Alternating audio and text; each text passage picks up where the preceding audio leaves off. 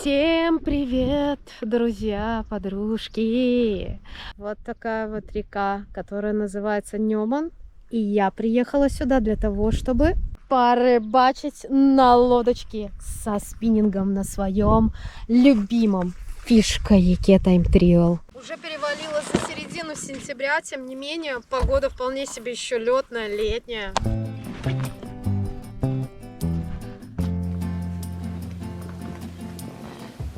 Ловить сегодня я собираюсь на свой новый спиннинг Сев Ариан в росте 2,44 с тестом 6,21 грамм. Чехол в комплекте просто отменный. Катушка Страдик C3000. Знаете, что самое интересное? Что в ТикТоке ржали над тем, какой поводок у меня был. А поводок у меня очень простой. Поводок у меня 0,30. И он у меня очень длинный. Достаточно длинный. Наверное, как не привыкли все использовать. И фиксирую я его к плетенке не при помощи карабинов и вельтрушков, а фиксирую при помощи вот такого вот узелка. Как смешно кому-то было, прикиньте.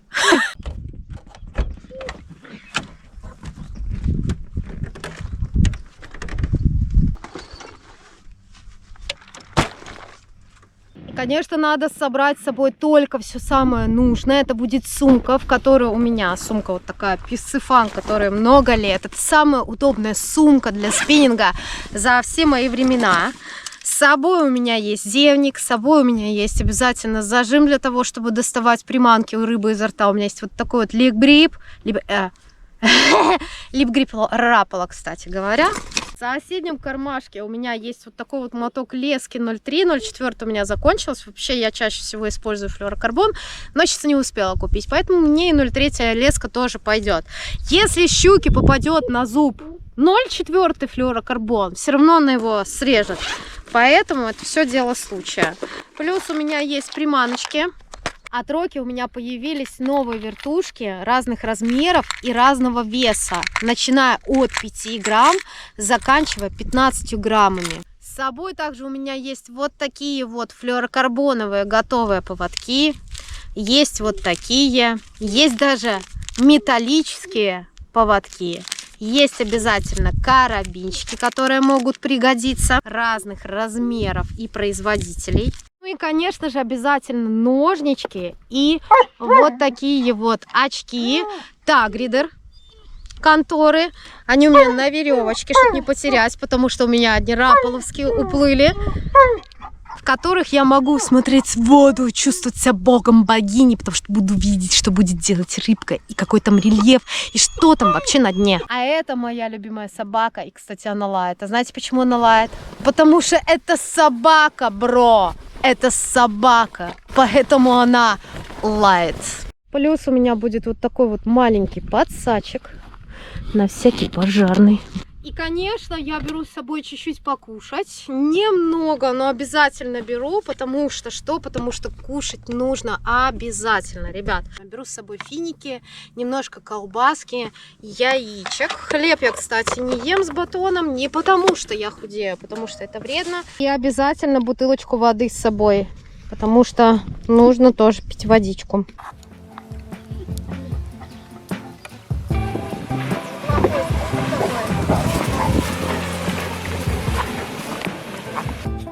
Девочка, которая хотела щуку. Ну все. Вода уже такая прохладнее, конечно. Можно будет сегодня температуру в конце дня замерить обязательно. Кто такой красивый выплывает? Конечно, у меня есть с собой якорь. Не обязательно швартоваться прямо в таких вот кустах, в таких окошках. Я могу прекрасно забрасывать в воду якорек. Вон, видите его? Видите, какая прозрачная вода?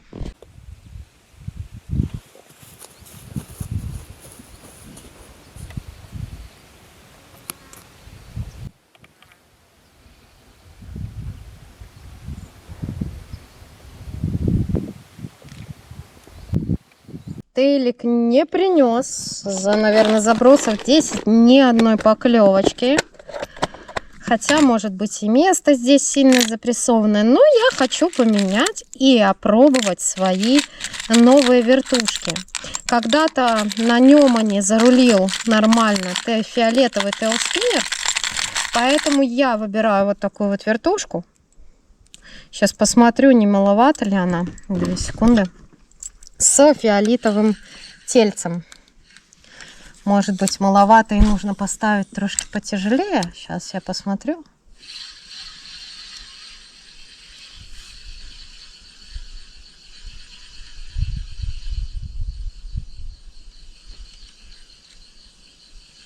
Медленную очень проводку могу делать. О, был удар. Есть, ребят, есть. Оба, есть. Фиолетовый цвет зарулил у некрупной щуки. Смотрите, если он зарулил здесь, да, у меня есть еще приманка точно такого же цвета.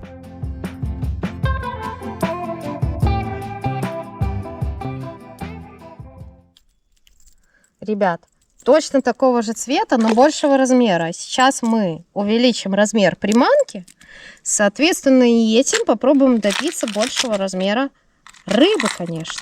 Точно такая же приманочка, только другого размера. У нее лепесток, и, соответственно, она больше весит.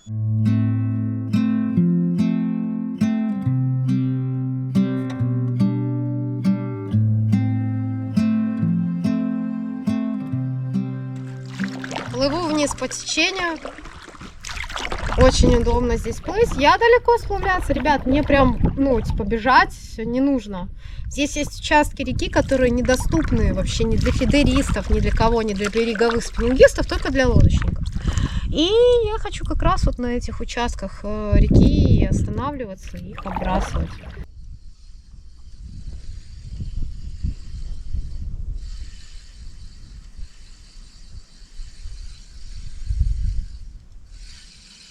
Показывает практика, активная рыба проявляет себя, с 3 забросов, с 4. Первый раз она может посмотреть, увидеть. Второй раз такая, типа, нифига себе, еще раз. 3-й раз она вот должна по факту ударить. Это на мой взгляд.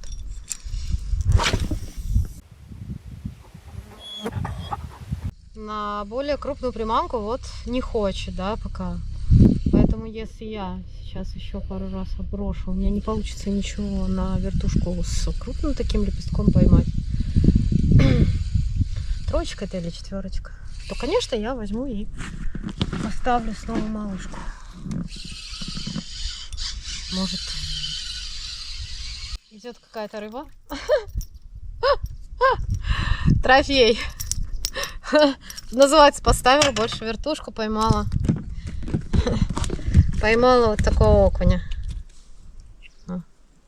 Пауза, кстати. Все на паузах. И щучка маленькая, это и окунек сейчас. Именно на паузах.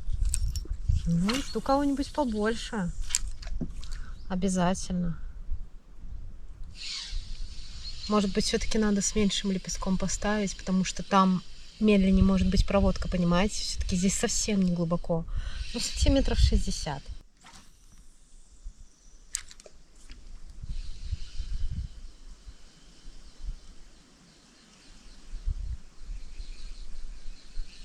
Медленно надо проводку делать.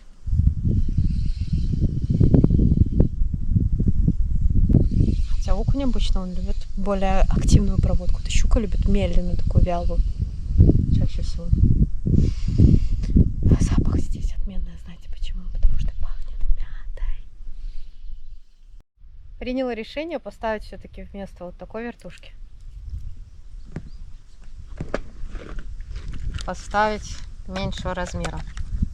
Меньшего размера, я думаю, даже тут не столь суть в том, какого цвета тельце. Можно красного, кстати.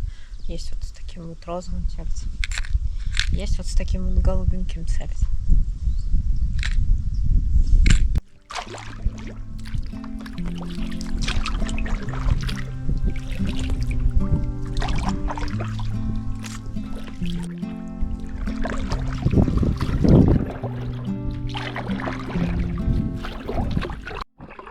Эх, Плывем дальше.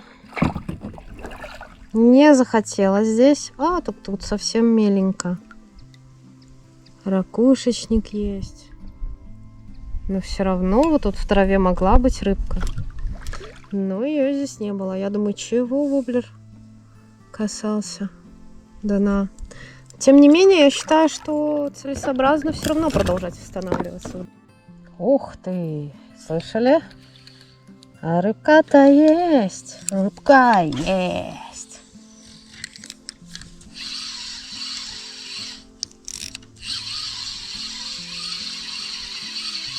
Рыбка есть.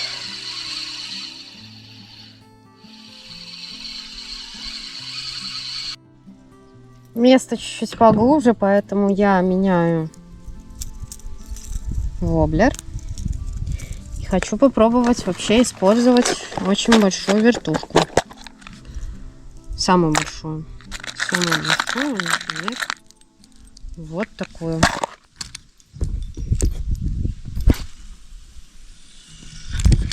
Летит порядочно.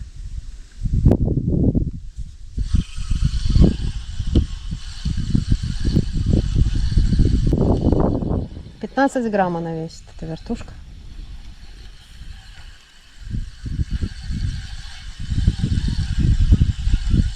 Я жду, пока вертушка упадет.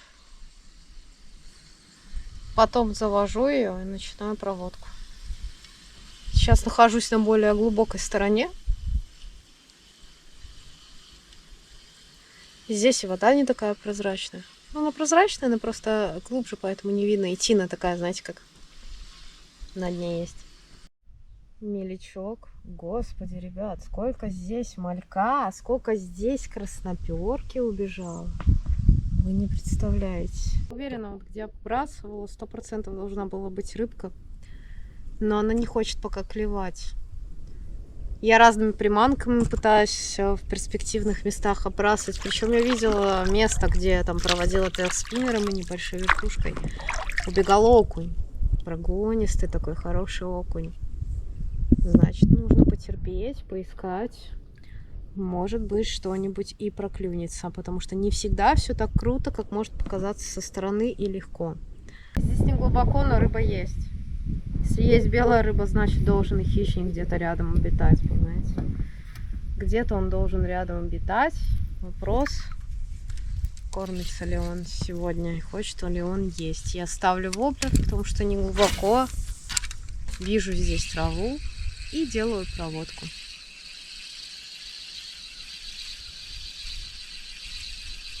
Шикарную проводку. Равномерную.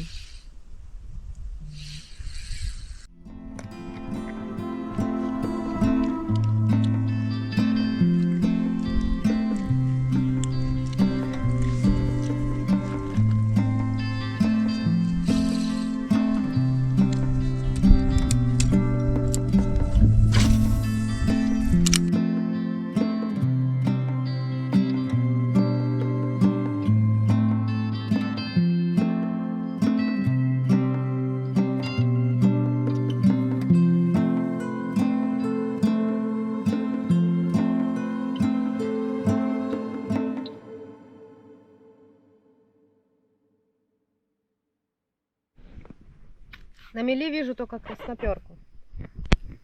Плохой. Попробую найти какое-нибудь более глубокое место. У меня сейчас там поворот. Заброс. Может, что-то там стоит. Конечно же, перекусываю.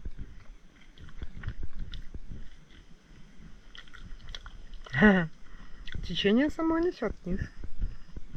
Классно.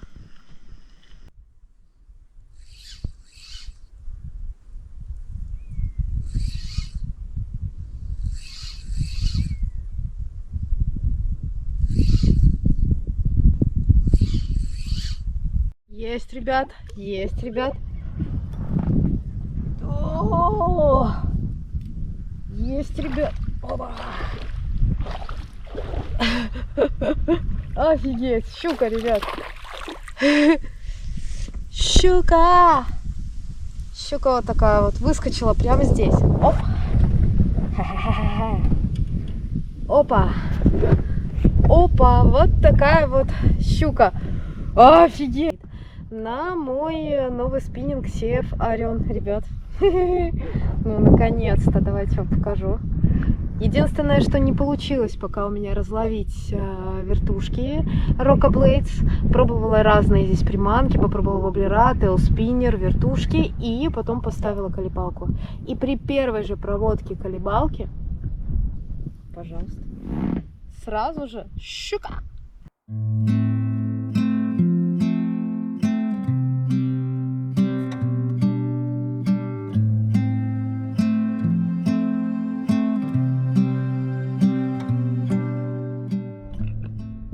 Доставать руками изо рта я у нее ничего не собираюсь. Сниму очки, чтобы вы мои глаза видели. Красиво.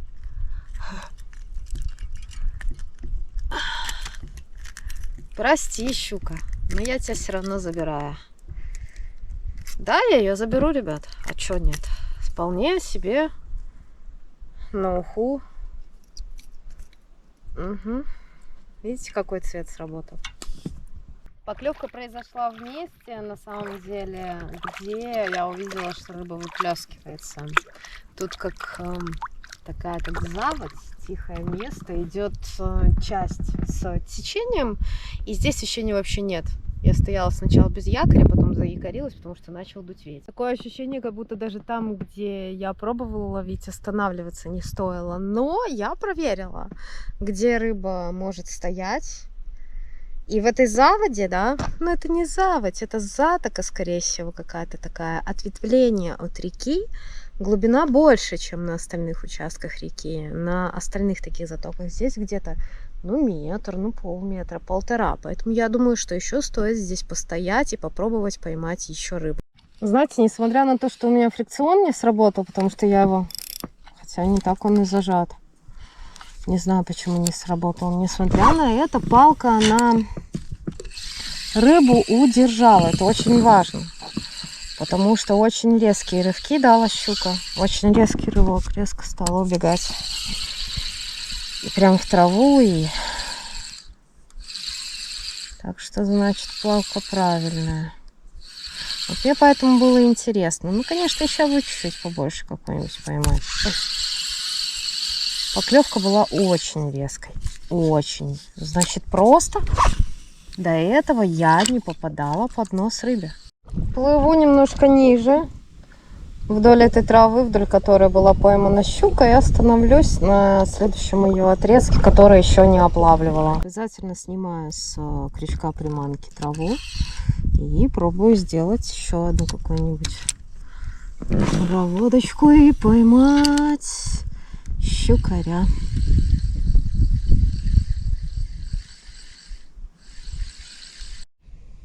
И вот у меня была первая поклевка на такую вертушку. То ли рыба стала активней, то ли место такое, я не знаю. Просто делала равномерную проводку и окунек, по-моему. Провожу прямо под деревьями, провожу возле камыша, провожу над травой, меняю приманки. Поклевки случаются, видите, не успеваю и зафиксировать.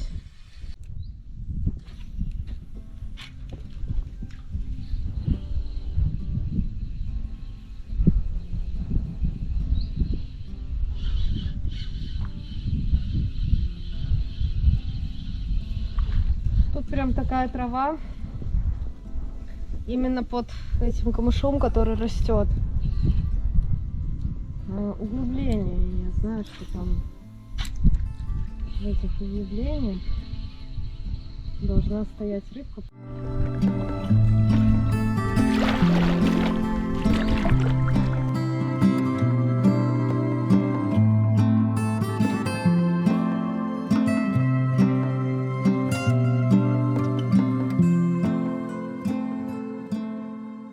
Увеличилась глубина, появился малек.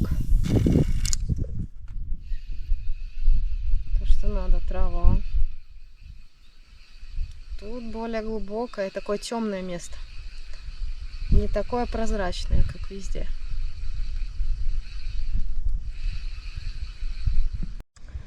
Заводь очередная, ребят. Я в нее забрасываю и начинаю проводку на вертушечку. Воблер не вижу смысла ставить. Нужно что-то, что можно в толще воды вести, потому что там трава везде на дне. Но в этой траве, как показывает практика, сидит рыба. Понимаете? Поэтому, кто боится травы, тот рыбу не ловит обычно.